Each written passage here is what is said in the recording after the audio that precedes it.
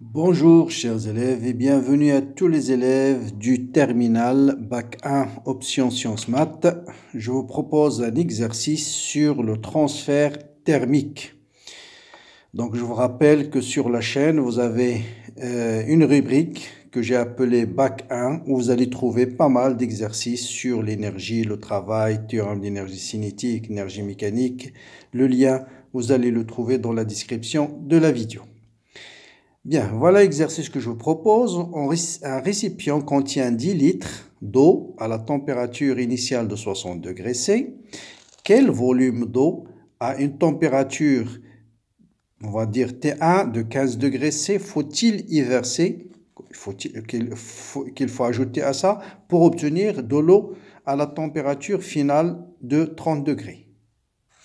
Ensuite, dans un récipient contenant 10 litres d'eau à 60 degrés, on met un morceau de glace de 800 grammes à la température de glace 0 degré C. Quelle est la température finale du mélange? Question 3. Dans le récipient contenant 10 litres d'eau à 60 degrés, on plonge cette fois-ci une résistance de 600 ohms parcourue par un courant de 1,2 ampères. Quel temps faudra-t-il pour porter l'eau à l'ébullition? Tabakhor. Une fois l'ébullition est atteinte, ça fait, on a l'ébullition, combien de temps faudra-t-il pour vaporiser un demi-litre d'eau? Tabakhor, un demi-litre d'eau. Voilà les données. La chaleur spécifique massique de glace de l'eau, c'est 4,18 kJ par kilogramme par Kelvin. Chaleur latente de vaporisation, chaleur latente de fusion, bien sûr toujours de l'eau. Rho de l'eau, c'est 1 kg par décimètre cube et non pas par mètre cube comme c'est écrit dans l'énoncé, il y a une erreur. Et rho de glace, c'est 917 kg par mètre cube. Il y a aussi la chaleur spécifique, la chaleur massique de la glace, mais on n'aura pas besoin dans l'exercice. Bien. Donc, c'est un exercice qui est sur l'échange thermique entre une source chaude et une source froide et on va établir les différentes températures demandées. Allons-y donc. Toujours faire un petit schéma. Question 1. Vous avez au départ 60 degrés, 10 litres d'eau à 60 degrés C à la température T2. On va verser un volume d'eau V1 à la température de 15 degrés pour obtenir à la fin tout le volume total doit être à 30 degrés. D'accord? Donc, quel est le bilan d'énergie? Donc, bien sûr, l'eau chaude va céder de la chaleur à l'eau froide, ou, si on veut, l'eau froide va recevoir de la chaleur de la part de l'eau chaude pour arriver à une température finale de 30 degrés. Donc, il suffit d'écrire que la quantité de chaleur cédée par l'eau chaude plus la quantité de chaleur reçue par l'eau froide doit être égale à 0. Bien sûr, une va être positive, une négative. Par convention, ce qui est cédé est négatif, ce qui est reçu est positif. Donc, quantité de chaleur cédée, c'est la masse M1. Donc, ça c'est reçu, donc, parce que vous voyez bien, c'est positif. C'est M1 fois C en eau, T final moins T1. Donc, ça c'est une quantité qui est positive parce que c'est une quantité qui va être reçue par l'eau froide. Et ça, c'est la quantité de chaleur cédée par l'eau chaude. C'est la masse de l'eau chaude fois chaleur massique de l'eau fois T final moins T2, T initial de l'eau qui est 60 degrés. Et bien sûr, celle-là va être négative. Donc, cette quantité plus celle-là est égale à 0 et on va déterminer la température, le volume qu'il faut verser. Bien. Donc là, on va simplifier par C en eau, parce que dans les deux cas, j'ai la phase de l'eau. Donc, et la masse, bien sûr, la masse, puisque c'est ρ fois V, puisqu'on en donne des volumes, et on donne la masse volumique, donc il faut utiliser ρ de l'eau. Donc, je multiplie tout ça par ρ, et ρ fois m, c'est le volume. Donc, l'équation va devenir tout simplement V1 fois T final moins T1 plus V2 T final moins T2 égale à 0. Ensuite, je factorise par V1 T final. Ensuite, V1 facteur de T final moins T1 égale ce terme, je le ramène de l'autre côté. Ça va donner moins V2 T final moins T2. Donc, V1, c'est moins V2 T final moins T2 sur T final moins T1. On va passer à l'application numérique. Donc le volume, je vais les laisser aux mêmes unités. Ce n'est pas la peine de transformer en mètres cubes. Donc je vais laisser en litres. Donc moins 10. Donc le volume va être en litres. Donc ça, c'est un rapport qui n'a pas d'unité. Donc je laisse là aussi en degrés C parce que c'est une différence. Qu'il soit en degrés C ou en Kelvin, c'est la même chose. Donc 30 moins 60 divisé par 30 moins 15. Et ça vous donne 10 fois 30 sur 15, c'est 1 demi. 2 fois 10, c'est 20 litres. Donc le volume qu'il faut verser ici, donc il faut ajouter 20 litres d'eau à 15 degrés. 20 litres d'eau à 15 degrés, il faut les ajouter à 10 litres d'eau à 60 degrés pour obtenir, bien sûr, 20 plus 10, 30 litres d'eau à 30 degrés. Voilà pour la première question. Bien. Deuxième question. On prend cette fois-ci un morceau de glace à 800 grammes qui est à la température 0 degré C. On va l'introduire dans 10 litres d'eau qui est à une température initiale de 10 degrés. D'accord? Et on vous demande quelle est la température finale du mélange. Donc là, il faut poser la question, qu'est-ce qui va se passer? Donc quand je mets la glace dans l'eau chaude, vous avez d'abord un changement d'état de la glace. Il va passer de l'état solide à l'état liquide tout en restant à 0 degré. Donc là, il y a ce qu'on appelle un changement de phase. Donc, il va absorber une chaleur latente de fusion. Donc, il va... d'accord, chaleur latente de fusion. D'accord, LF. Voilà. Et une fois que la glace va fondre, il va devenir liquide. Voilà, liquide. Ensuite, il va chauffer jusqu'à la température d'équilibre du mélange de l'eau totale. Donc, le bilan de l'énergie ici, donc il y a une quantité de chaleur reçue par la glace qui va comporter deux termes. Il y a la chaleur latente de fusion, d'abord la chaleur nécessaire pour transformer la glace du solide à l'état liquide, toujours à 0 degré C. Ensuite, la chaleur qu'il faut donner à cette masse de glace-là pour qu'il chauffe jusqu'à la température finale. Donc ça, c'est la quantité de chaleur reçue par la glace. Cette quantité de chaleur, bien sûr, il va être fournie par l'eau qui est à 60 degrés C. Et la quantité de chaleur fournie par l'eau, ce sera bien sûr que M fois T final moins T initial. Donc, c'est ce qu'on va faire.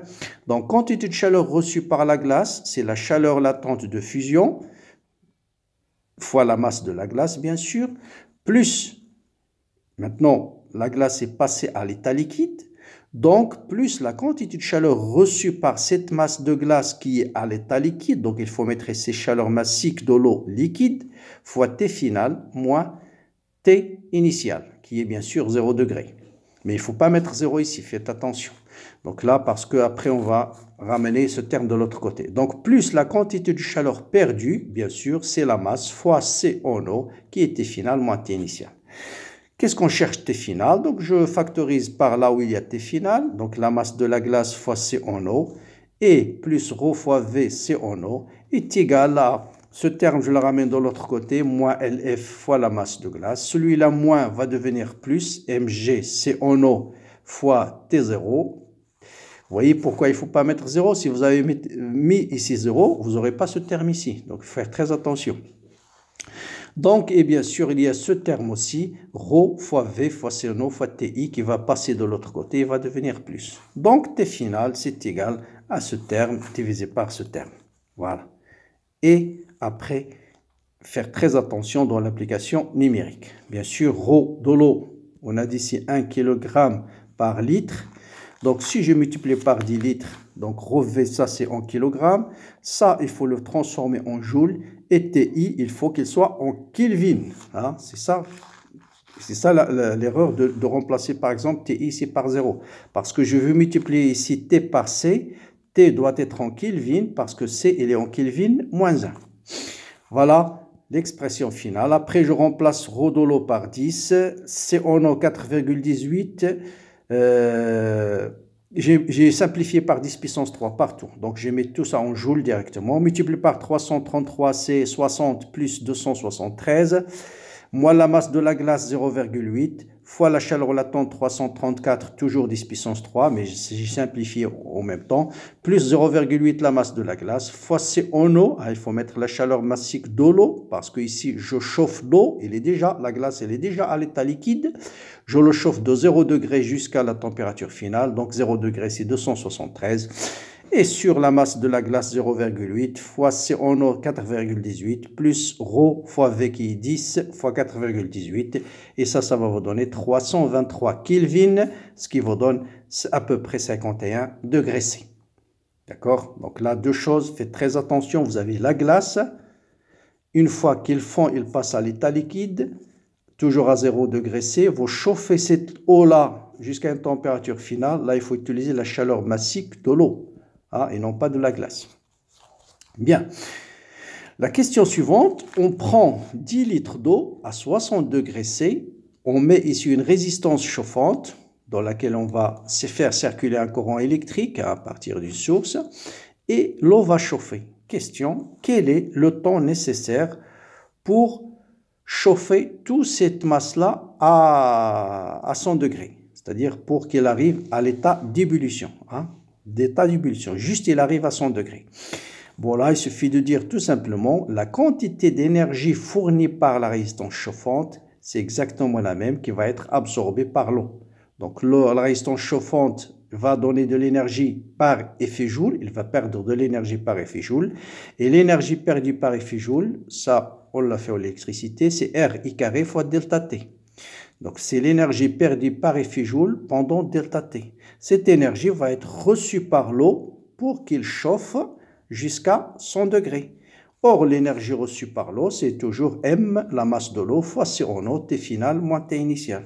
Donc, voilà, il suffit de dire la chaleur dégagée par la résistance sous forme d'effet joule va être reçue par l'eau. Donc voilà la chaleur dégagée par effet joule, voilà la chaleur reçue par l'eau. Donc on va déterminer delta T. Donc là aussi, ρ, V en eau c'est 4,18 multiplié par 10 puissance 3, c'est en kilojoules. Là la différence, pas de problème, soit en degrés C en Kelvin, c'est la même chose. 40 sur R 600 fois 1,2, ça vous donne 1935 secondes, c'est 32 minutes. Bien. Dernière question. On vous dit maintenant l'eau, faire très attention, l'eau, elle est déjà à 100 degrés, à l'état d'ébullition. Elle est arrivée à 100 degrés. Maintenant, quel est le temps nécessaire pour vaporiser un demi-litre d'eau? Donc, vous avez ici 100 changements de phase. L'eau va sans changement de température. L'eau va, par contre, elle va changer de phase, changement de phase, sans changement de température. Donc, toujours, il va passer de l'état d'ébullition 100 degrés à l'état de vapeur, mais toujours à 100 degrés. Et quelle est l'énergie qu'il faut fournir à un demi-litre pour qu'il passe de l'état d'ébullition à l'état vapeur? À l'état vapeur. Et bien là, bien sûr, vous savez que la quantité de chaleur pour absorber par un matériau, dans le cas d'un changement de phase sans changement de température, c'est ce qu'on appelle la chaleur latente, bien sûr, cette fois-ci de vaporisation. D'accord? L'eau va rester toujours à 100 degrés, mais elle va passer de l'état liquide à l'état vapeur. De l'état liquide à l'état vapeur. Donc, la même chose, quantité d'énergie perdue par effet joule par la résistance doit être égale à la quantité de chaleur absorbée par l'eau. Et donc, ça sera la masse de l'eau fois la chaleur latente de vaporisation. Chaleur latente de vaporisation. Et donc, delta T, c'est chaleur latente de vaporisation, c'est 2260 kJ. Voilà, et puis la masse de l'eau, c'est 0,5 kg. Un demi-litre, c'est 0,5 kg divisé par RI carré. Et ça vous donne 1307 secondes. Voilà pour cet exercice que je voulais partager avec les bac 1. Je les ai oubliés un petit peu, mais ils ont sur la chaîne tous les exercices nécessaires sur tout ce qui est énergie, énergie cinétique, travail, quantité de mouvement, travail mécanique, théorème d'énergie cinétique, des exercices aussi sur l'énergie interne. Il suffit de cliquer sur le lien qui se trouve dans la description de la vidéo et vous aurez la liste de tous les vidéos disponibles pour bac 1, au moins une grande partie. Voilà, bon courage, bonne continuation, à très bientôt.